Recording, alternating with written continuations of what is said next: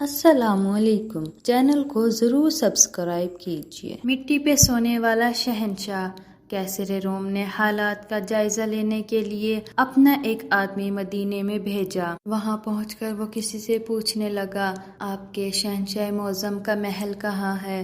ہم لوگ شہنشاہ محل اور معظم جیسے الفاظ سے بالکل ناآشنا تھے، آپ یہ بتائیں کہ ملنا کس سے ہے؟ ہم مسلمانوں کے بادشاہ سے۔